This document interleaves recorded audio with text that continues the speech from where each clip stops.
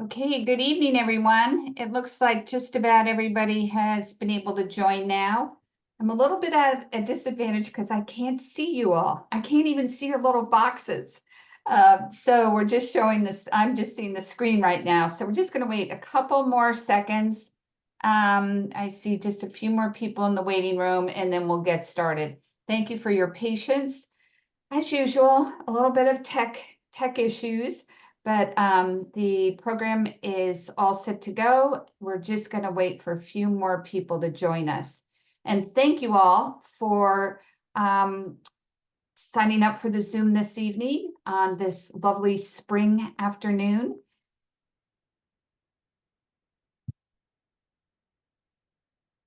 Okay, Ed, do you think we're ready to go? Yeah, I think so. Whenever you're ready, Barbara. Okay. I'll continue to let people in as they come into the meeting room. Okay, great. Again, thank you all for joining us tonight. I'm Barbara Davis, the city historian for New Rochelle and the co-director of the Westchester County Historical Society.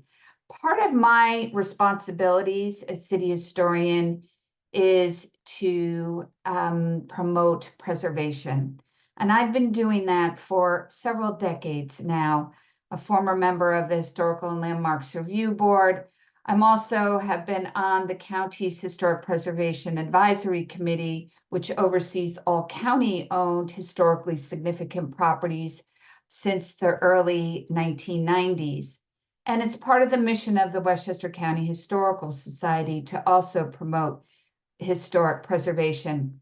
So May is National Historic Preservation Month, and here we are, the first day of May, a terrific time to take a look at New Rochelle, which does have just simply an amazing array of historically significant properties. The first part of the program, I'm just going to give a little background on the ins and outs of historic preservation. There are a lot of myths, there is a lot of confusion, there's a lot of bureaucracy. So I'm going to be very simple and very quick with it before we take our tour of some of New Rochelle's sites. Just let me get so the pictures you see here are images of early Huguenot houses. And unfortunately, we have none remaining in our community, although we do, and you'll see them shortly, have a number of buildings that were built or added on to simple structures such as these that you see here. The typical Huguenot building, and that would be those that were built by the early settlers from France, had deeply steep roofs and two chimneys. Those were sort of the iconic look of the Huguenot homes that had the style of which had come with the settlers from France. I'm now showing a few images of properties that are gone and properties that told some amazing history, such as this one. This was the former Cooper's house, which we have strong evidence was one of the Underground Railroad stops in New Rochelle. This was on Pelham Road, opposite Isaac Young, for many, many years until it was raised for townhouses. This little building, charming Greek Revival style, was a building that housed the chambers of Judge Keogh, a prominent judge in New Rochelle. And this, in fact, is where Pablo Casals, the cellist, married a New Rochelle girl. And right here in the Judge Keogh's chambers.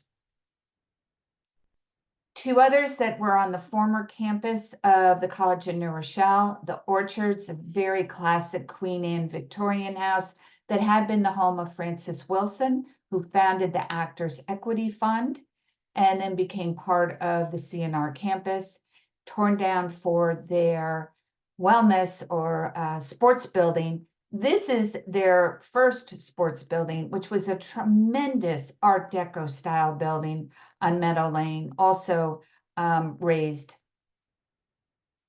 Several of you will remember this. It was a monumental bank. That's how they were built in the early days. to give people the confidence to leave their money in this new American institution, the bank. That was happening at the turn of the last century. And this building stood right as you entered the railroad station. It later became the Spoken Arts Building, where they made audio tapes, many of which were recorded by leading actors and actresses of the day, including Glenn Close, for example. And they would come a reverse commute from Manhattan to do the taping here in this building. And this was raised for a transportation center, not the one that was eventually built, another one that never got built. Two more recent loss include Liebman's on Main Street, and just around the corner, which you see right here, the first fire headquarters. And interestingly, these were both considered New Rochelle Heritage Awards, which I'll talk about in a minute. So these were two of our losses with the downtown development. And just this week, sadly, we lost finally, after many years of neglect, and the city will be the first to say they could not afford to do the restoration on the Ward Acres barn that was built in the early 1900s and had endured decades, housing racehorses of one of the leading race breeding farms in America, and then later used for dairy cows when it was owned by the Ward family, due to concerns about, and you can see the state it finally resulted in, and this was truly a case of benign neglect, not benign neglect, excuse me, demolition by neglect, where once a building is abandoned, if it's not cared for, if the roof is not secured or at least stabilized, which we had an opportunity to do just a few years ago, it still was not considered high priority, and there was no plan for its eventual use. So this was just recently torn down. We are trying to consider ways to recognize the story that this barn told for more than a century. And here's another very interesting case, Fort Slocum, a major military base just off the shores of New Rochelle on David's Island, which is still owned by the city of New Rochelle. But when it was a military base for over 100 years, it was owned by the United States government. It was first used as a Civil War camp, if you can believe it. First Union soldiers, and then after the Battle of Gettysburg, Confederate soldiers also were cared for on this island. It then became an artillery base, and then sort of a mini governor's island, a self-contained fort. During World War I, it was the largest recruiting depot east of the Mississippi. It later became the headquarters for the Armed Services Information Schools, the Chaplain School.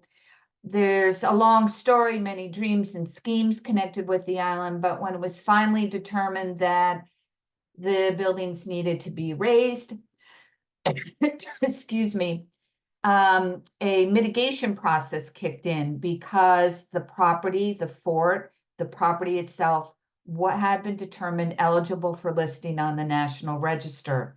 And that meant that a mitigation, a process of looking to see if anything could be saved or how the story of the island and the fort could still be told. The outcome was a very successful website that you can still access. It was probably one of the most well-documented Army bases as a result of this mitigation process. I have a program just on David's Island.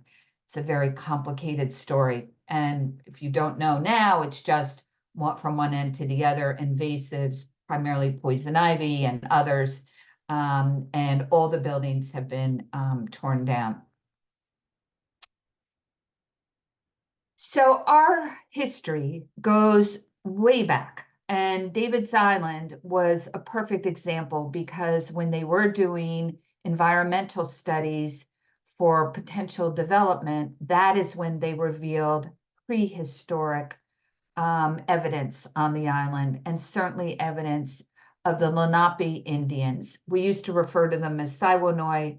It's no longer considered accurate or the correct way to refer to these Native Americans, but they were the ones who inhabited our lands first, and there is lots of evidence still available, although we have lost quite a bit. And that is probably the number one concern when it comes to historic preservation, is a way to secure the evidence of this very early life, because it's only in the remnants that were left that we're able to piece together what their lives were like. And out on Davenport Neck, there have been found many different spots with significant shards, arrowheads, and other artifacts related to the Native American Indians that had settlements out on Davenport Neck. There was an entire very large village called Shipon that was at the end of Davenport Neck. And part of the responsibility that we have is to ensure that our city has a plan in place so that the areas of these archaeologically significant sites can be protected for the future, because we have lost so much. In fact, there should be no groundwork or bulldozers in Davenport Park, because that is a city-owned property, or some of the other areas that are still natural, undisturbed areas that can reveal very significant information about the early settlements. And we are very fortunate to have these hand-drawn maps that were created by Morgan Secord in the early part of the last century. His family goes way back to the original Huguenot settlers, and he was a local and very prolific, excellent historian. And he chronicled on these maps all of the areas that had been recognized as having remnants of the Native American villages. They're indicated by these little red crosses, and you see them along Cedar Road, which is now Echo Avenue, Pelham Road, Davenport Avenue here, this whole area where Davenport Park is, this whole area at the end, which now has the watermark point on it. And these maps continue in various parts of New Rochelle. So it's a really good record to help us do an overlay to make sure that we protect whatever is remaining. Okay, now we're moving on to our historic preservation primer. Again, I'm going to be brief. It is sort of complicated and confusing, but I'm going to give you the general overview because it is so important. First of all, historic preservation, we have to think of it in terms of being good for the economy. Yeah, it creates jobs. And then we know it revitalizes neighborhoods and the downtown districts. We've seen over and over again across the country how downtown and other parts of communities that have been historically preserved accurately, true to their era and their materials, have brought in tourism, culture, and have in fact increased property values.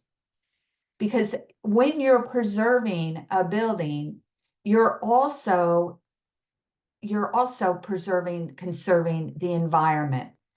You're using the innate energy that went into construction of a building such as this one, Knickerbocker Press, that was adaptively reused as the lofts and the artist lofts at 50 to 55 Webster Avenue.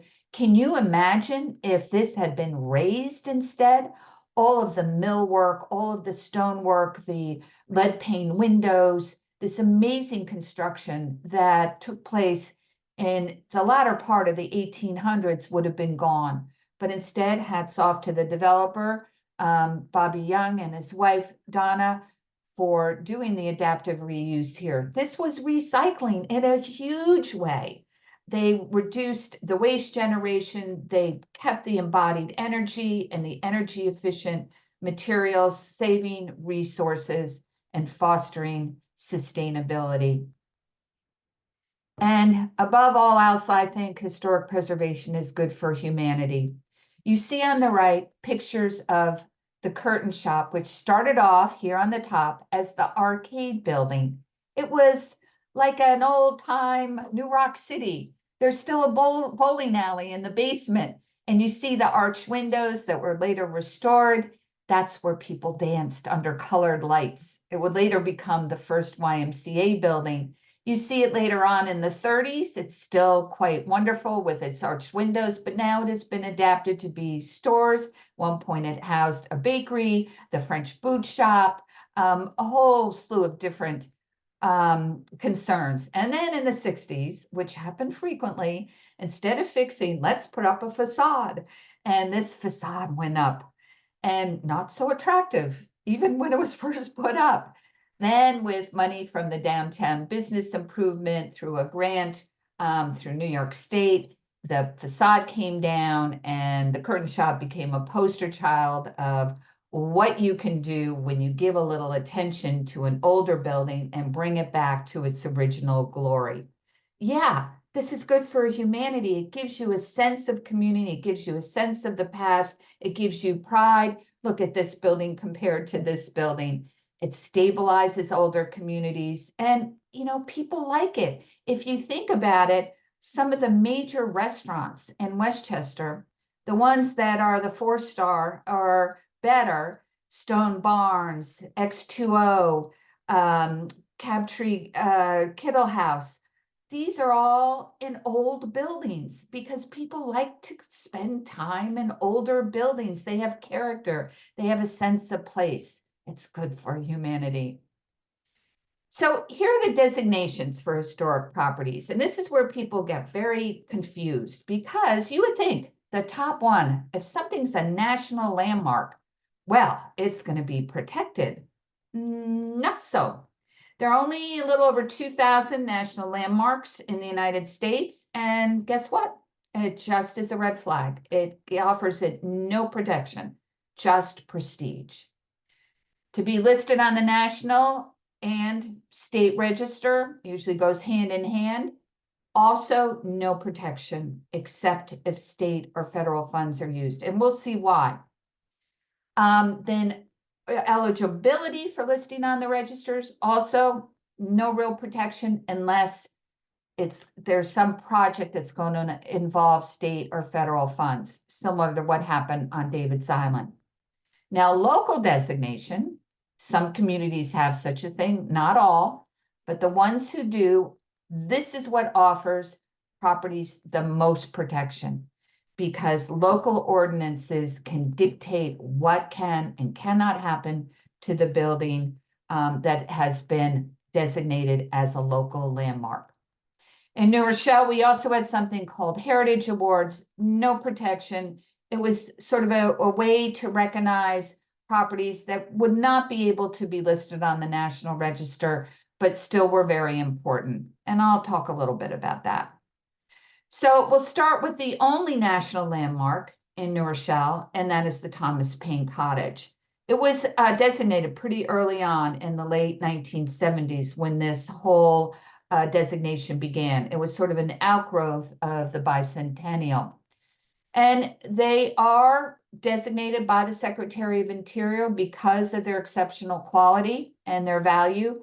However, again, no protection with this particular designation.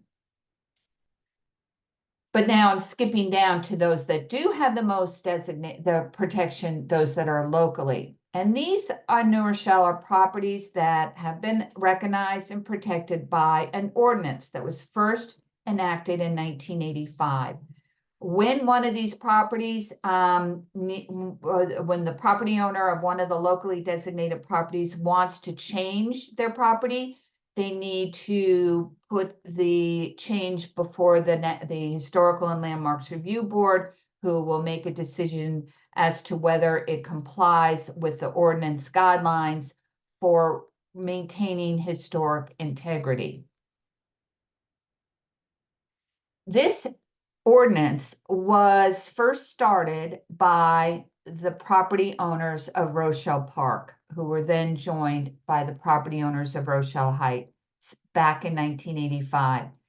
The property owners in these neighborhoods went to the city and petitioned for a local ordinance that would let them protect the character, the overall character of this extraordinary neighborhood that some cite as being the third planned neighborhood in the United States after Tuxedo Park and Llewellyn Park, and beginning in the 1880s and continuing through the 1920s with Rochelle Heights.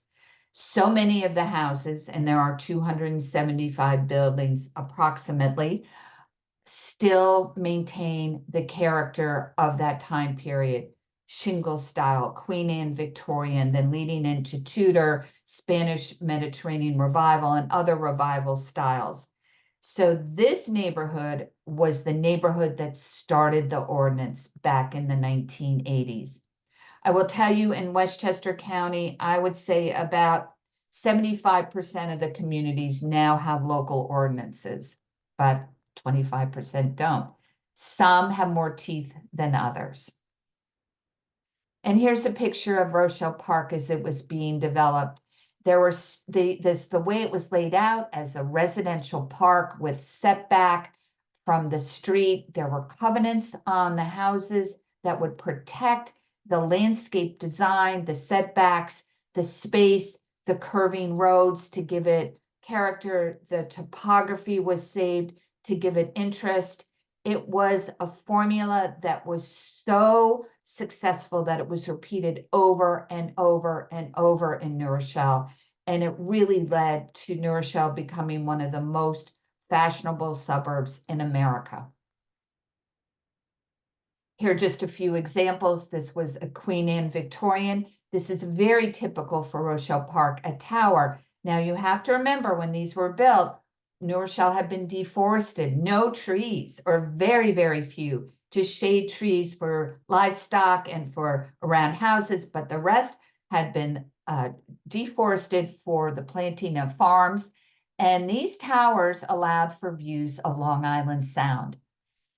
Here's another one in Rochelle Park, a shingle style, true to the time period. It has its own tower, but it's not facing the sound. And here's another prime example. This house was, which is on the boulevard, was actually featured in Scientific American in, I think, 1884. So another building that is locally designated, even though it's a national landmark and it doesn't get protection there, it gets protection because it is locally designated, or it gets some protection, more protection than it does as a national landmark. Here's a picture of the house when it was up on the hill, when it was owned by the DeVoe family, before their property was confiscated because they were loyalists during the Revolutionary War, and the 300+ acre farm and the house was gifted to the man that incited the revolution with his pen, with his words, and that was Thomas Paine. So this one is locally designated. So when any changes are done to the house or the landscape, it is meant to go before the Historic and Landmarks Review Board for their approval. St. John's Wilmot Church up in Cooper's Corner, they asked to become locally designated, and that went through. Also, so they are, this happens to be the oldest church building in New Rochelle, having been built in 1859 as sort of a satellite to Trinity Episcopal Church, now Trinity St. Paul's Church. The Huguenot burial grounds behind Trinity St. Paul's Episcopal Church are locally designated. The Davenport House. This was designed by Alexander Jackson Davis, who was one of the preeminent architects of the mid and late 1800s, particularly with Alexander Downing. They led the movement of the picturesque era, and the Sans Souci was one of their beautiful Gothic villas. This is, you'll see, is also on the National Register, but has more protection with its local designation. Before it was locally designated, there were some changes done to it, and you can see quite clearly what those changes were and how they're not entirely appropriate. The original New Rochelle Public Library, a Carnegie Library, first dedicated library building, started in 1910. This is locally designated, as is Leland Castle, part of the College of New Rochelle. This was built between 1855 and 1859 by Simeon Leland. It later became the home to the first Catholic Women's College in New York State, which was called College of St. Angela, which became College of New Rochelle, unfortunately now closed. The Thomas Paine Memorial Building, right up the street from the Paine Cottage, built in 1925. Thomas Alva Edison turned the first spade of dirt for this building, which was a fireproofed building to protect the important documents related to Thomas Paine. The National City Bank building, which is at the corner of Lawton and Main. This building was designed by the same architect who designed the Lincoln Memorial. That was Henry Bacon. It was the first bank in New Rochelle. Banking had just begun. It was built in a monumental style, similar to the Spoken Arts building I showed previously, to give people the confidence that they could leave their money, not under their mattress, but inside the bank. You see, it's extended a bit from the original picture that you see here, but the integrity of the building is still there. You might have heard that there will be a hotel built around it, cantilevering over this building, which is going to serve as the lobby to the hotel. The Malstead building, they were incredibly important family in New Rochelle, and you're going to hear their name a few times because there are several buildings that are still a monument to the family and all they did to New Rochelle. They were probably more responsible for building up New Rochelle than any other family, individual, or firm. And this is their building that's right at the west junction of Huguenot and Main Street, formerly the New Rochelle Water Company building. It was also a bank at one point, and the safe is still there. And it's been nicely restored, and this is locally designated. As is the RKO building, constructed in 1927, the second sort of major picture house for New Rochelle. The other is the Lowe's building, which is right across the street and down the hill. And this had the design copied from Stanford White's Madison Square Garden, the original Madison Square Garden in Manhattan, with fabulous terracotta work. One of the key features of the architecture of downtown New Rochelle and of the Art Deco period, when the downtown was built up, no expense spared. The materials were exquisite to attract the wealthy. And you see how monumental, how large this building was. It could seat over 2,000 people, and I love the fact that there were fireplaces in the ladies' room and that all the seats were covered in velvet. The Masonic building, which housed the New Rochelle Library before it had its own building, also quite an impressive building, and was a little considered a bit ostentatious when it went up in 1901, right next to wood frame buildings. But many students in New Rochelle school system, when asked to find Ionic columns, will seek out the Masonic building. And this building has also been saved from development that has happened all around it, and it is locally designated. Carpenter Cemetery is going to have its own program very soon because it's an incredibly important property that's sort of in abeyance right now. Its fate is secure, but still pending because the Westchester Tour Academy acquired it with the property at 150 Stratton Road, the big, large Tudor house. So for their school that was built, the Carpenter Cemetery is now enclosed by a fence. It's locally designated, which is supposed to protect it as well from any changes because we need a very careful plan on how it will be restored once the city takes ownership, which should be very, very soon. And we hope to have other people involved. Scholars, archaeologists have already been working on the plan for the restoration, because every tree is going to be important. Every single rock is important. There are over 300 individuals buried at this site. Many of them were formerly enslaved. Almost all, if not all, were African American. Joseph Carpenter, a Quaker who started it, had been buried here with his wife, but his family moved them to Rye at some point. But it's an incredibly important part in our history, because it was this burial ground set aside for people of color because they could not be buried in white cemeteries. And it was created on property that Carpenter owned, where he also conducted one of the most active underground railroad stations in the region. So there's an amazing amount of history here, and this more to be followed. The Quaker Ridge Station, which was one of a number of very, very fine train stations with the short-lived New York Westchester Boston Railway. It's a private home at the end of Pine Brook Boulevard behind the firehouse.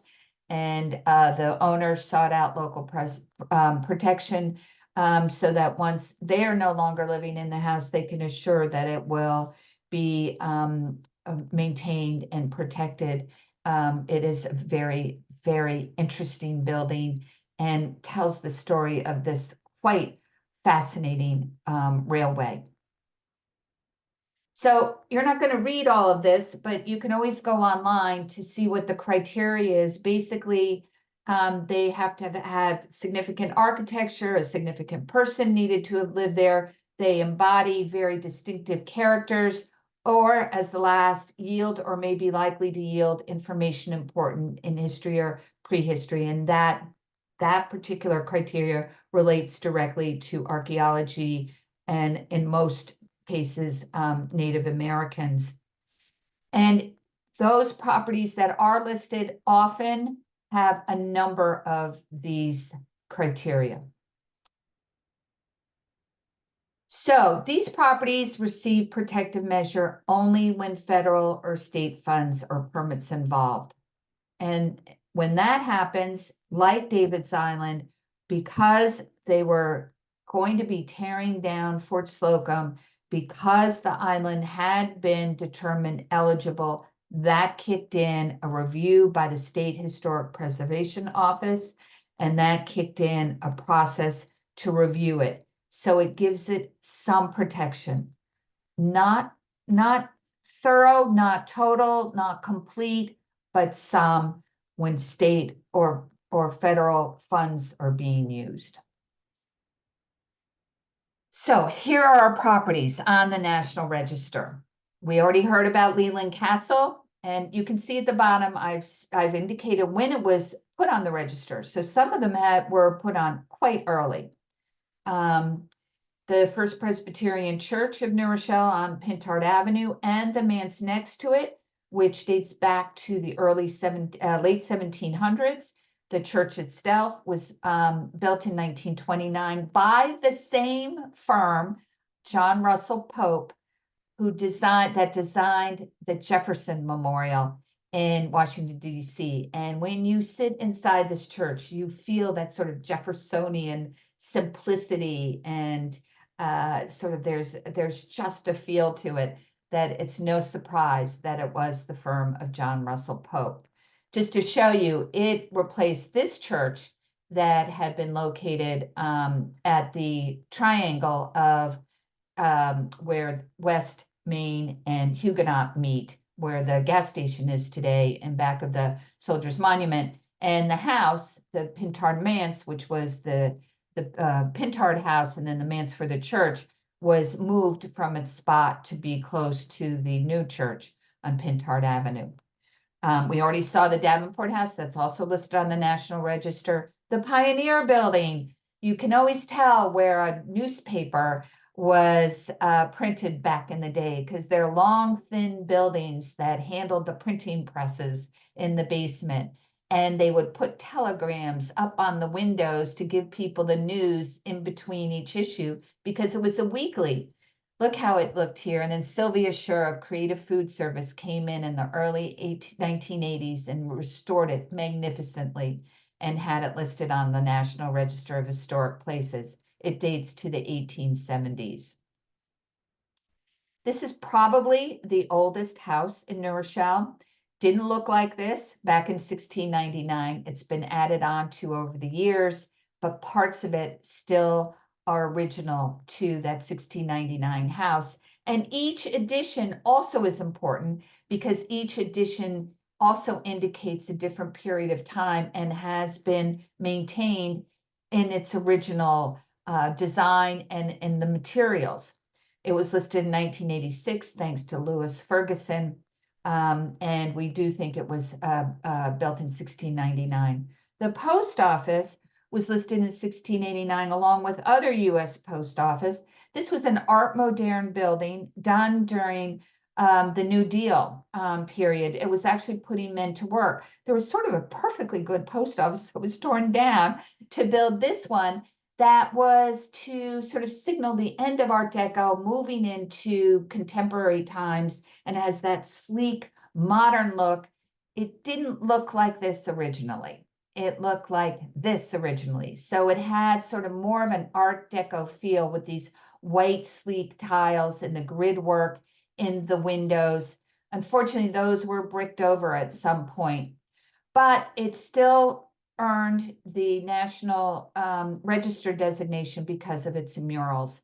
These were also part of the FDR's plans for the New Deal. They weren't WPA, but the New Deal. They were done by David Hutchison with the Fat Calf, the Post Road Rider coming through, and the laying of New Rochelle by the Huguenots. Not totally historically accurate. It was recently cleaned up. I think they did a pretty good job. But what's missing from this picture are the great number of enslaved individuals that were probably doing the heavy lifting, the enslaved who were brought to New Rochelle with the Huguenots from Trinidad, Tobago, Haiti. Also, the Huguenots did not build log cabins. You saw the stone houses, and the stone walls did not have mortar and weren't looking like Martha Stewart stone walls. But these are all just some inaccuracies. I have to say, we can still interpret it, and so it has value, and it also still tells the story, or at least part of the story, of New Rochelle's settlement. We already saw the Knickerbocker Press. Just to tell you, this was the bookmaking building for G.P. Putnam. And it's built in this Flemish style with the stepped roof coming down, because it was Knickerbocker Press. And it was called Knickerbocker Press because Putnam was the publisher for none other than Washington Irving, who wrote Knickerbocker's History of New York. And thus they built the building as a tip of their hat to Washington Irving. What a massive, wonderful building. And it later became White Cross Labs, furnishing the war effort with bandages. This became the Media Loft, thanks to Judith Weber. And this is the loft's residential units that I described before. Here's an early picture of the Knickerbocker Press, and I showed you this one earlier. Massive. Wildcliff, sigh. Another Alexander Jackson Davis house, also built for a Newberry Davenport family member. Cyrus Lawton and Miss Davenport were getting married, and this was the house that was built for them. It's a Gothic cottage, true to Alexander Jackson Davis's design and concepts. Here's an earlier picture of it. As most of you know, it suffered a devastating fire and has been restored as a ruin. And I have to say, I think the firm that did this, and I was very much advocating for it to be saved, as a ruin rather than demolished altogether, because its story is so important. And I felt, and others too, that it could still have purpose with keeping the integrity that was remaining of the building to show the craftsmanship and the design of Alexander Jackson Davis for generations to come. We need an interpretive sign there. Here's another picture of how it stands today. The firm really did quite a remarkable job stabilizing it. And as I described before, Rochelle Park, Rochelle Heights is not only local designation. After they secured that and the ordinance, they got National Register designation. Trinity St. Paul's Episcopal Church, built during the height of the Civil War, was designed by Richard Upjohn, who's considered one of the best of ecclesiastical design. Here's an early picture, and interestingly, this picture here was colored by Frederick Remington, the great artist of the American West. And here's a postcard. Someday, they hopefully will be able to restore the colored slate roof. New Rochelle Railroad Station was listed in 2009 and has seen so much history. Gosh, if those walls could talk. This building was built in the 1870s as well, and thank goodness it survived. It's so iconic. It is so responsible for so much of New Rochelle's history. And here's an early picture. You can see this postcard. We don't know if it was ever that green. There were paint analyses done and didn't show the green, so this might have been the postcard company's ideal. The arcade building is not listed on the National Register, and I already talked about it. I'm not quite sure why I have this here, because now we're going to do a whirlwind tour, but you can all get a better look at the wonderful curtain shop. Here it is back in the late 1800s. Here it is in the 60s when it was Dodd's French boot shop, and here it is. The arcade is showing up in the upper part of the building. Okay, now I'm going to show you in a very quick tour. I'm not going to talk a lot about each building because you know me, I will just go on and on. I could, but we'll save that for another time. I want to give you the flavor, and these, I have to tell you, is just a sampling.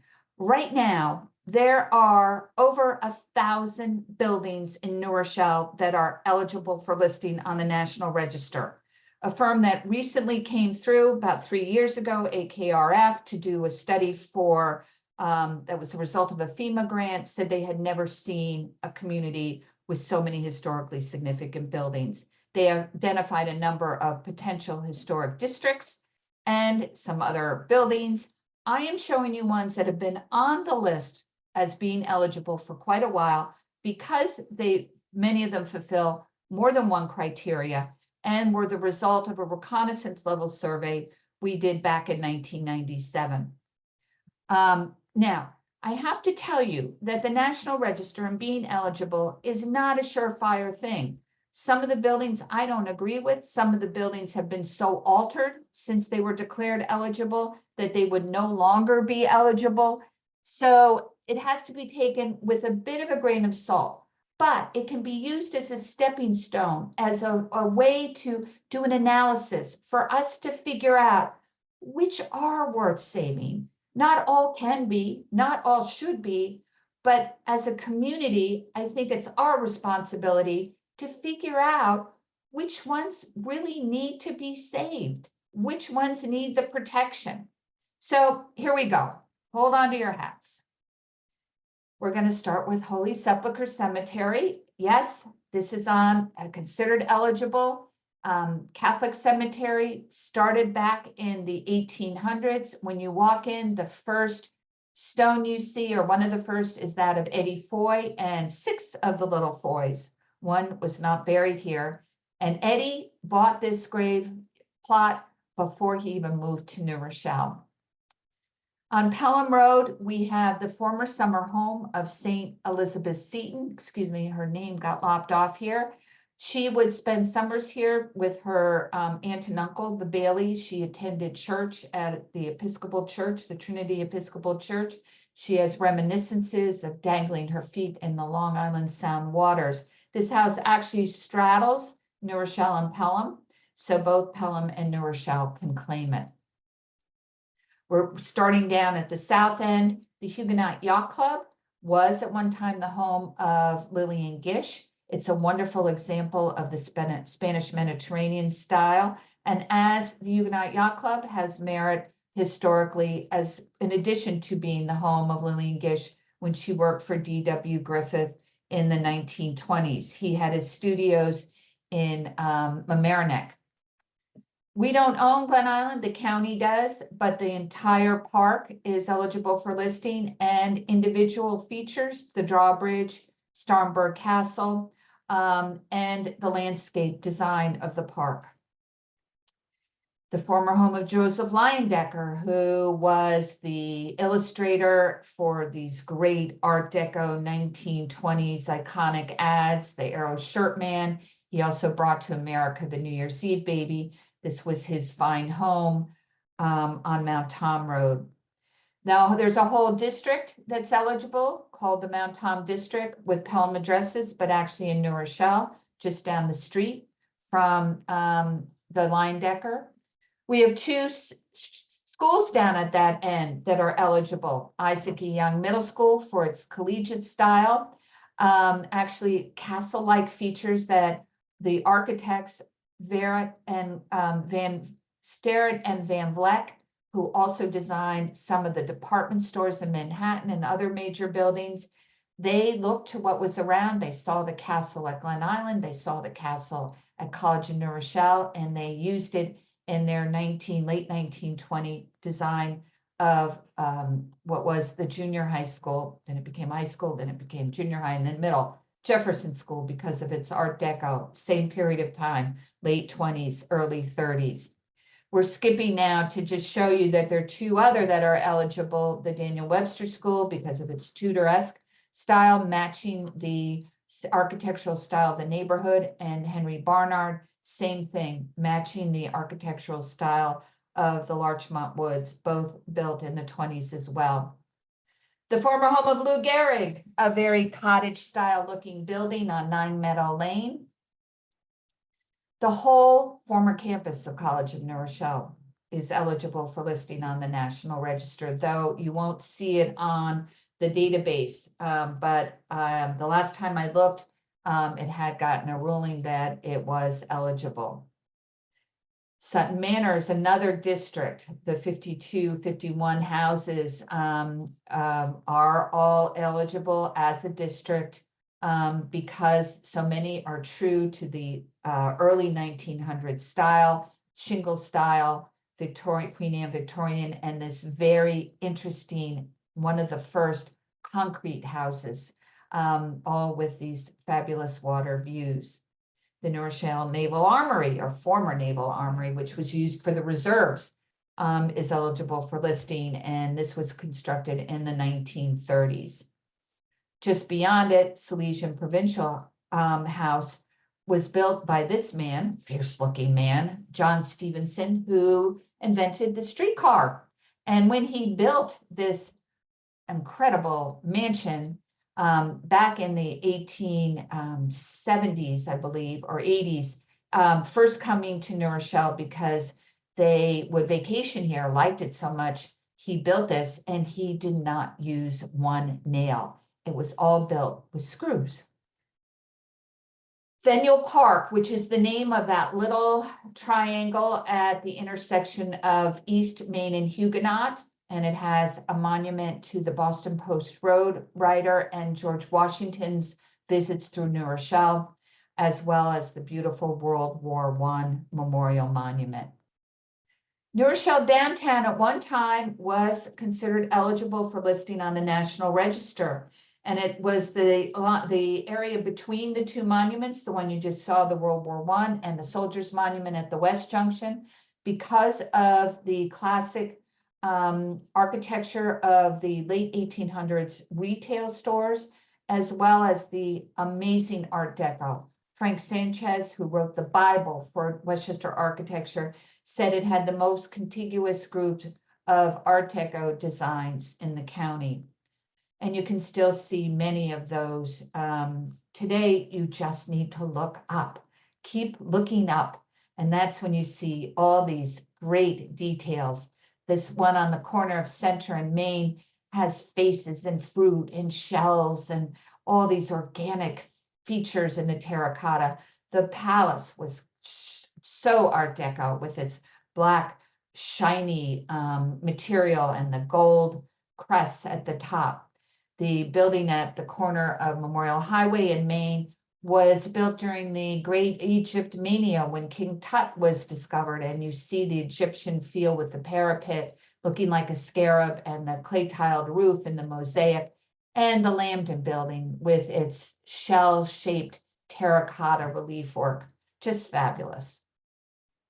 Blessed Sacrament, also eligible for listing, built with stone that was brought from Manhattan from a Presbyterian church that had crumbled, and built by Valentine Dorn and Sons. This Église de Dieu is the first synagogue in New Rochelle, a former Anshe Sholem, built in 1904, I think, close to there, in a very Moorish design, which was typical of the day for some temples in America. The Syndicate building, it looks very unassuming, but it has so much of its original details. The dentals at the top. This is located right next to the Arnold Constable building, also eligible with its sweeping look coming around the corner, the grid work, the parapet at the top.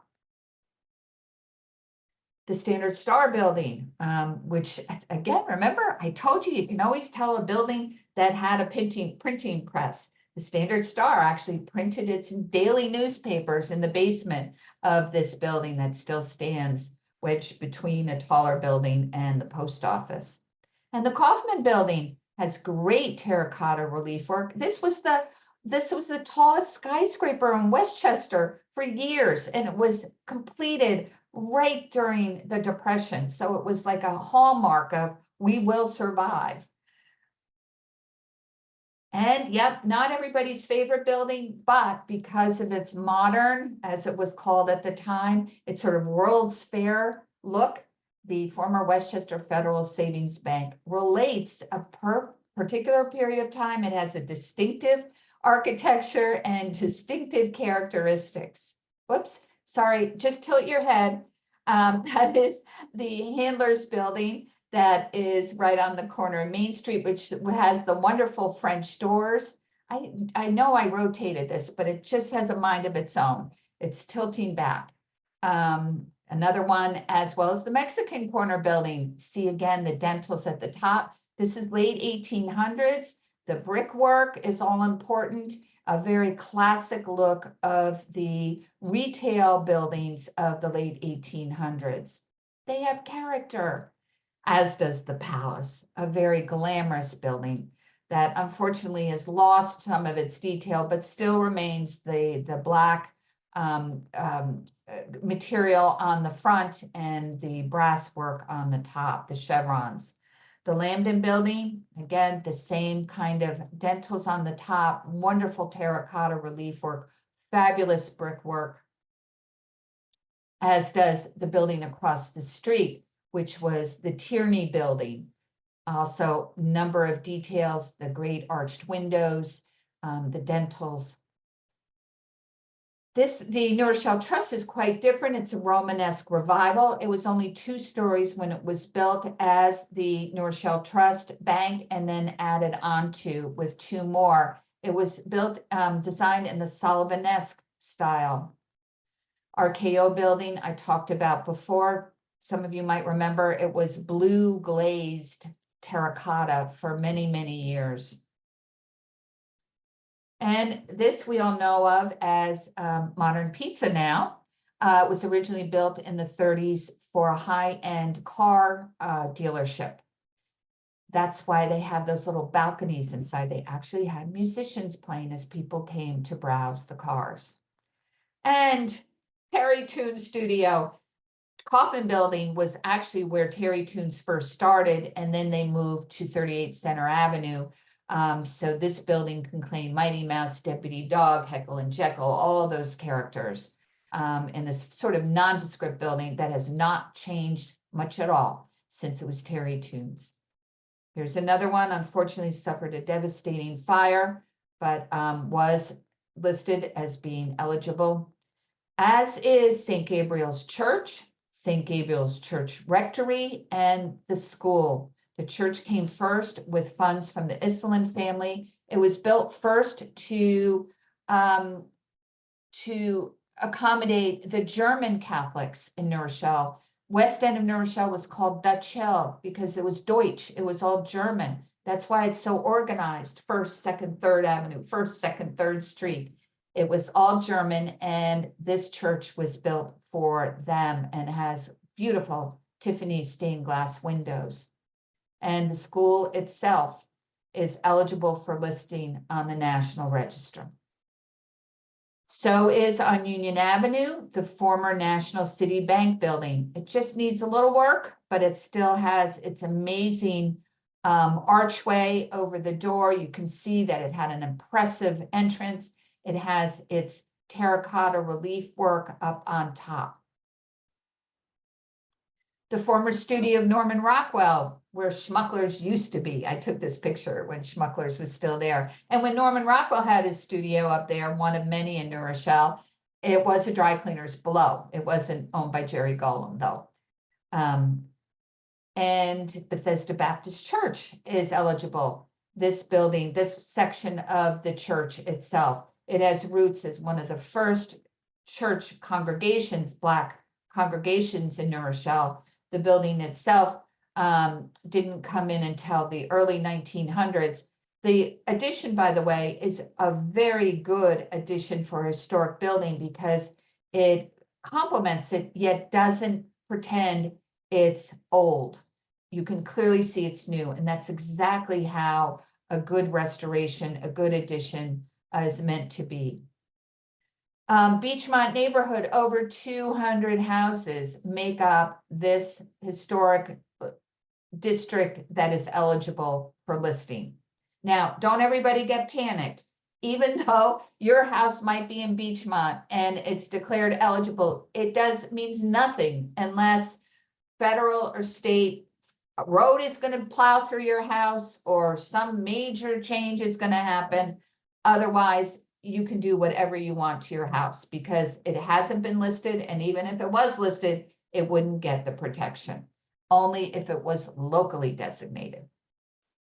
Fire Station 3. Now, here's what's so wonderful about all these places. We use them every day, and they still have such amazing materials and designs. And what a great little building with its clay tiled roof and its arches. It's a mishmash, but it's sort of an eclectic revival style that replaced an early one that burned down. And this one in, I believe in 1914, I might be a little bit off on my dates with the firehouses, because 3 are eligible for listing. This is the same one. This is the one on Webster that unfortunately had to lose its very charming doors because the engines got too big and they had to put this big bay door in. They still retained the roof and the designs over the windows. So it's pretty much the same, although this had to be updated for progress. And the station on Drake Avenue has retained much of its original design and integrity as well. And that's what it comes down to. How much of the original materials are still there? How much of the design and the integrity, how much has been maintained? This fascinating cemetery that started in the Revolutionary War, when this whole area, the top of the ridge, both sides of North Avenue, both ridges were covered with British soldiers and Hessian soldiers en route to the Battle of White Plains. Isaac Coutant could not bury his mother when she died, so started a plot on his farm, and that grew into this family cemetery, one of the oldest, longest maintained family cemeteries in America.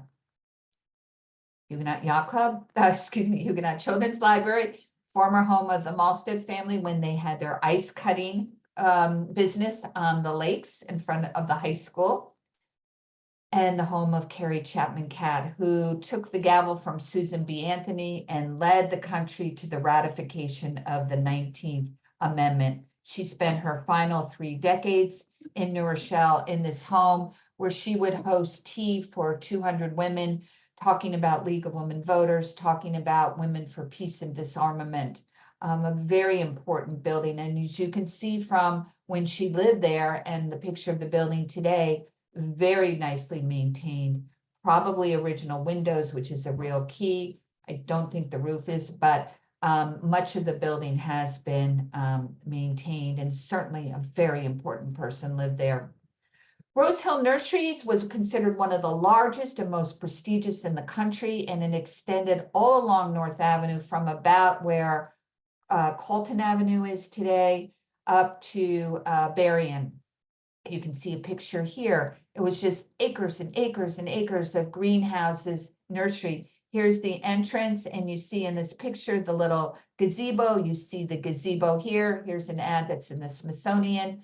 And here's the gazebo today. It's not on the property of the home of Henry Siebrecht, who owned Rose Hill Nursery. And I'm afraid this picture isn't very good of the great house, the second French Empire styled house with the mansard roof. But there's now a wall so high I can't get a good picture. The gazebo is behind a house on Rose Hill Avenue. And here's a gazebo and a picture of these extensive, this amazing nursery. And the stone walls still show the boundaries along North Avenue. And as you go along North Avenue, amazingly, we have some early farmhouses still standing. Parts of these farmhouses are from the late 1700s. And even the additions are important because they were done early 1800s, late 1800s to expand. When families expanded, the houses did. So even the extensions are important, and they still keep the integrity of the overall design. The house tells a story through its materials, through its windows, typical colonial, 5 windows on the top, over 5 openings in the bottom. This is the Clark Berrien house, the Leonard Secord house. The farms used to extend all the way back to the Hutchinson River and were later subdivided. And you see here the little blue marker. It's not only eligible for listing on the National Register, these are both Heritage Award properties as well. So is the Israel Secord House. This is where General Howe headquartered when his troops were marching to the Battle of White Plains, owned by one of the many Secords in New Rochelle. There were actually 2 factions. Several of them sided with the British, as did many of the Huguenots.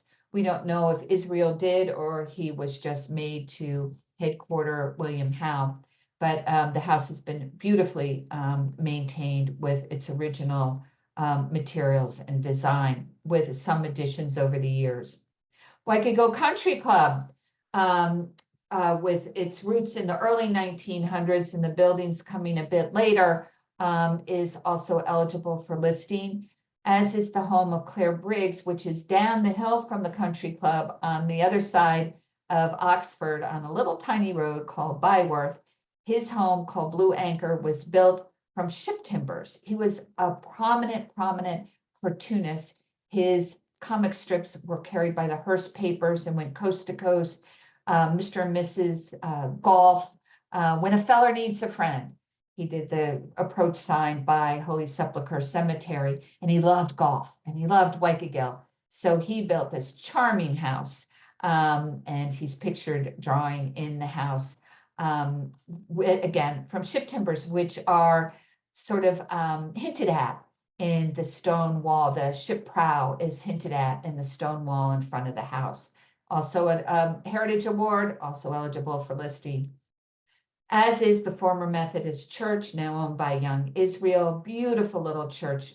Montgomery Schuyler, one of the key architectural critics in the early part of the 1900s, claimed it was just the most tidy, beautiful, precious little bit of architecture. Very well scaled, and proportioned.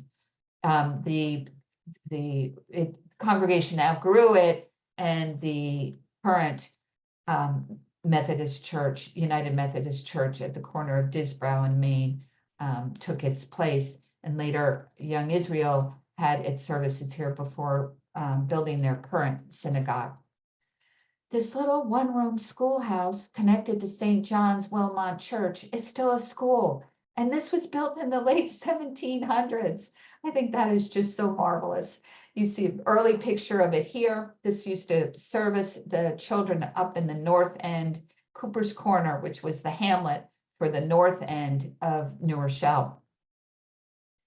And right around the corner, this house, 24 Lord Kitchener, was Norman Rockwell's last of many homes in New Rochelle. He lived and worked here for the first 25 years of his career before moving to Vermont, and this was his final home and studio.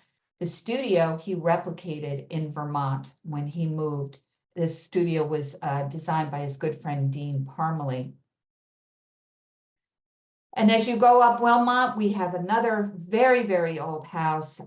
This was called Bantam Farm. It's at 93 Wilmot. On the same property, there's a little log cabin that everybody thinks is historic. That was actually built not so long ago, last century. But the Bantam Farm was first the Bonet house, and part of it was the home for the enslaved individuals of the Bonet Farm, and later extended onto to become the Albertson home. And then it was also called the Lester Farmhouse. So it has roots as an enslaved, the quarters for the enslaved from the 1700s. And this, which is now owned by Iona College, the Irish Christian Brothers, was also a very early house. This part of it was the home of Joshua and Mary Solis, later extended on to by Francis T. Hunter, who was a winner of the Wimbledon with Bill Tilden, and also the winner of tennis in the Olympics. And this was their home. It's also called the Glover Johnson home. He was connected with New Rochelle Hospital when it was called that. And this house is a very, very stunning example of a colonial revival house. So very quickly, that was my zoom through the some, I'm telling you, over 1,000. So I just picked out a sampling so we could do this quick tour. And why we did the Heritage Awards is because there are properties in New Rochelle that might not fit the criteria for the National Register or National Landmark, but they could fit local designation because they are so important and they still relate the story. And that's why we did the Heritage Awards. We no longer do them. It fell out of sort of favor with me in particular because some of the Heritage Awards were torn down. So it could be resumed. Certainly, it is a way for the community to express their interest and their concern for what I call sacred sites. These are sacred, not in religious terms, but they're sacred to the community because they have the stories that they tell because of their breadth of history. The Flandreau Family Cemetery is one of them. It's this little tiny family cemetery down by Emerson and Chester. This, by the way, is the criteria, which is very similar to the National Register, but it doesn't have to be as significant for a Heritage Award. They might have replaced the windows, which is a definite no-no for Heritage Awards. They might have changed the landscape somehow, but still it needs to be somehow recognized and protected. And these are just a few of the others. I mentioned some of them as I was going through. There were quite a number. Former Thanhauser movie studio, now Tedesco Autobody. This is where one of the pioneering silent movie companies made its 3,000 films that went coast to coast between 1909 and 1919. The former Wilmot Fire Station, now a home up in Cooper's Corners. This was built by the Island family to protect the farms and buildings in the unpopulated reaches of the northern part of New Rochelle, our wonderful Soldiers Monument at the West Junction of Huguenot and Maine, Beauchamp Garden Apartments, one of the earliest apartments in the city and reflect the whole movement of residential development in the 20s in New Rochelle. The Leonard Towner Building with its wonderful, wonderful, and sorry if I overuse that superlative, but it's exquisite terracotta relief work and mosaic right within the background. You see the other one on Center Avenue with similar wonderful, exquisite, amazing, phenomenal terracotta relief work. And a few others, the former home of E.L. Doctorow that he wrote Ragtime in right up here and used it as his inspiration at 170 Broadview, the Malstead House, which overlooks the Payne complex on North Avenue, exquisite Victorian style house with all of its original windows and designs. The Howard Ware House, he was the one who had Ware Department Store, the first department store in Westchester, down in downtown New Rochelle. The Oaks, former girls' school, then owned by Mount Sinai Nurses Association, and now the New Dawn Foundation. Just really a quite extraordinary building. Now this, you would say, is that, it's gone. And I'm finishing with this picture because there was such a hue and cry when we all learned the Thruway Diner was going to be raised. How can they do it? Well, it was privately owned and it was up to the owners.